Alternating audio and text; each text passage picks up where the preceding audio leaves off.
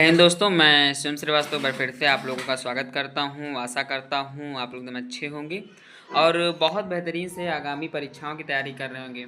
हालांकि आगामी परीक्षाओं में आप लोगों के पास ऑप्शंस तो बहुत हैं। इस समय थोड़ा एसएससी का मामला चल रहा है, इसलिए आप लोग उसमें फंसे हुए होंगे। लेकिन कुछ लोगों का रिजल्ट वगैरह है, जो अदर भर्तियां, अदर सरकारी संस्थाएं हैं, वो अपनी भर्ती लगातार निकाल रही हैं।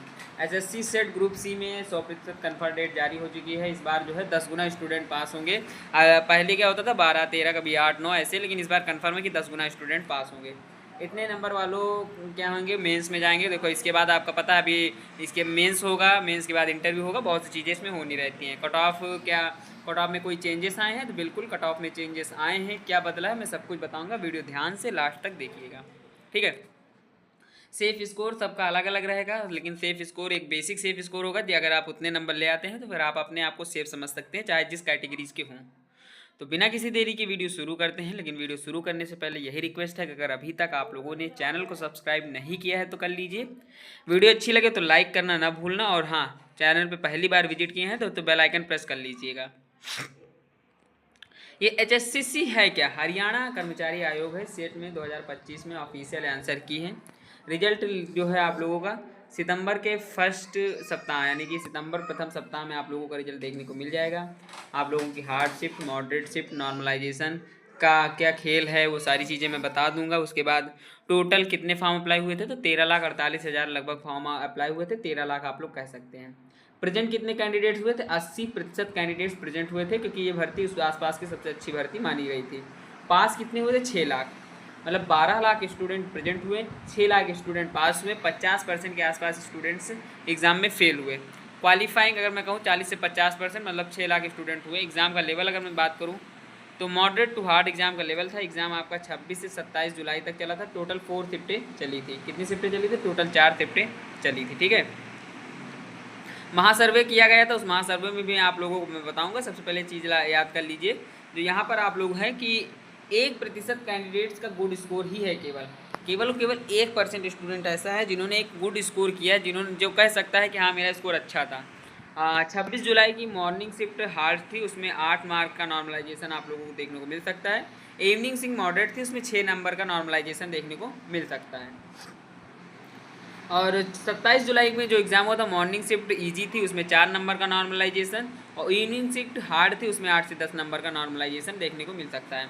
हार्ड शिफ्टों में नॉर्मलाइजेशन ज़्यादा मिलता है क्योंकि उसमें क्वेश्चंस ज़्यादा फंसते हैं, और ईजी शिफ्टों में नॉर्मलाइजेशन कम मिलता है क्योंकि उसमें क्वेश्चंस कम फंसते हैं, ठीक है।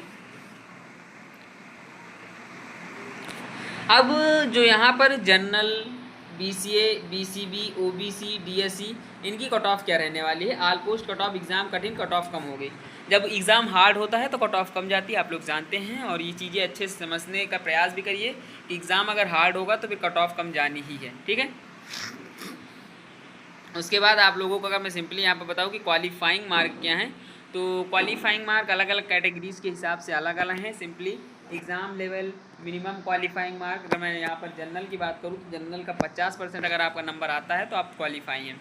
लेकिन क्वालिफाइंग मार्क से मतलब ये नहीं कि आपका सिलेक्शन मार्क, नहीं। क्वालिफाइंग मार्क वो होता है कि आप अपने आप को ये कह सकते हैं हाँ मैं पास हो गया हूँ, पर मैं मेरिट से बाहर हूँ, फेल नहीं हुआ हूँ, ठीक है, ये आप कह सकते हैं। लेकिन अगर आपको सिलेक्शन लेना है तो फाइट करना पड़ेगा। फाइट करने के लिए आपको उस लेवल पे पहुंचना पड़ेगा जहां से सिलेक्शन हो रहा है। बीसीए, बीसीबी 40% अगर पाते हैं तो पास हो जाएंगे। 100 क्वेश्चन आते हैं, 100 नंबर के आते हैं, निगेटिव मार्किंग नहीं होती है, तो एक अच्छी चीज़ है। तुक्का मार क्वेश्चन होते हैं, जिनको 70-80 क्वेश्चन आते हैं वो 30 नंबर के तुक्का मार के भी चले आएंगे, तो 10-12 नंबर वहाँ से उठ जाते हैं। लेकिन तुक्के पे भरोसा मत करना, हमेशा तैयारी करना। ये उन्हीं के लिए है जो कभी पढ़ते नहीं, ठीक है। अगर सिंपली मैं बात करूँ क्वेश्चन कैसे कैसे आते हैं, तो हरियाणा जीके से 25 क्वेश्चन आएंगे, जीएस और यहाँ से जीएस उससे 15 क्वेश्चन आएंगे, हिंदी से 15 क्वेश्चन आएंगे, मैथ से 15 क्वेश्चन आएंगे, रीजनिंग से 15 क्वेश्चन आएंगे, इंग्लिश से 15 क्वेश्चन आएंगे, ठीक है। हरियाणा जीके के 25 क्वेश्चन आएंगे, तो हरियाणा जीके को आपको पीना पड़ेगा घोर के। इस प्रकार की तैयारी करनी होगी, कहीं से क्वेश्चन आ जाए छूटना नहीं चाहिए। अधिकतर हरियाणा जीके उद्गम, उद्भव, ये सारी चीज़ें बहुत ज़्यादा पूछी जाती हैं, तो आप लोग फंस किए भी होंगे, ऐसा नहीं है। मैं तो मैं बता रहा हूँ इसलिए क्योंकि आप लोग समझ जाइए, ठीक है। अब सिंपली यहाँ पर मैं बात करूँ कि कैसे क्या होता है, तो अगर मैं simply post wise cut off के बारे में बात करूँ तो हरियाणा पुलिस के लिए 6000 प्लस वैकेंसीज थी, क्वालिफाइंग 50 प्लस लिपिक के लिए 4500 पद थे, 55 प्लस पर सेफ स्कोर माना जा सकता है। टेक्निकल ALM ऐसे स्टाफ नर्स के लिए क्वालिफाइंग मार्क जो है वो सेफ है, ठीक है। अगर ग्राम सचिव, पटवारी, मंडी सलाहकार, जे ये सब के लिए अगर मेंस के लिए सेफ स्कोर बताऊं तो जनरल अगर आप हैं तो जनरल से आप लोग जनरल के हैं तो आप 55 से 58 के बीच में स्कोर करते हैं तो आप सेफ़ हैं। EWS के हैं तो 54 से 56 के बीच में है तो आप सेफ़ हैं। OCA हैं, अगर BCA हैं तो 52 से 54। डिप्लोमा वाले 54 पर सेफ़ हैं, अदर कैटेगरी 47 पर सेफ़ है, ठीक है। जो डिप्लोमा किए कैंडिडेट्स हैं वो 54 पर सेफ़ हैं, अदर कैटेगरीज वाले जो हैं वो 47 नंबर पर सेफ़ हैं। तो सेफ़ स्कोर पे कभी भरोसा मत करिए, कभी कभी सेफ़ स्कोर यहाँ पर चेंज भी हो जाते हैं। DCE जो है 48 से 47 के बीच में आप लोगों को सेफ माना जा सकता है। लिपिक general 60, EWS 58, BCA 57, BCB 55, OCE 52, OSC 48, ग्राम सचिव के लिए 65 से 68 के बीच में जनरल, EWS 63 से 55 के बीच में, BCA 61 से 62 के बीच में, BCB 57 से 60 के बीच में, OSC 57 के बीच में और ASC 49 से 80 के बीच में स्कोर होना चाहिए, ठीक है। तो मैंने लगभग सारी चीज़ें आपको बता दी हैं। आपका रिजल्ट कब आ रहा है, आपको कितना कट ऑफ लगभग लाना है।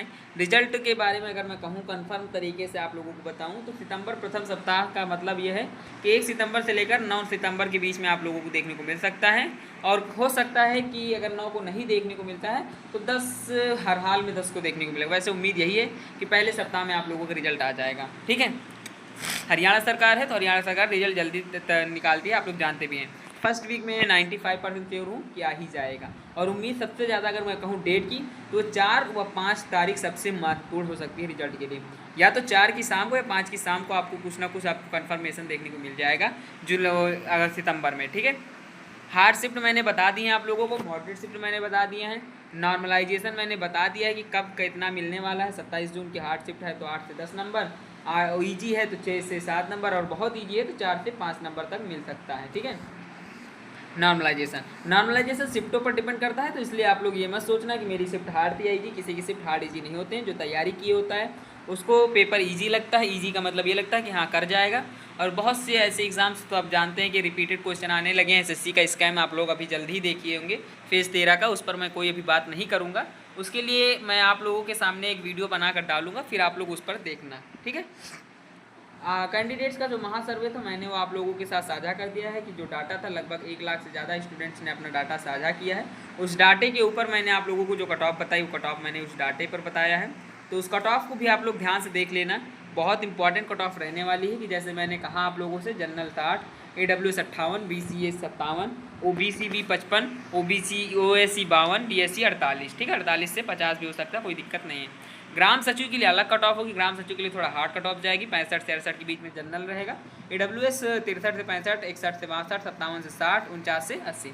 तो सारी जानकारी आपके साथ साझा कर दिया हूँ। तो आशा करता हूँ, उम्मीद करता हूँ और ये विश्वास करता हूँ कि आप लोगों को चीज़ें समझ में आएंगी। ऐसी ही कट ऑफ से संबंधित अगर वीडियोस आप लोगों को पसंद हैं तो चैनल को सब्सक्राइब करें। मिलता हूँ किसी और टॉपिक के साथ, तब तक के लिए धन्यवाद।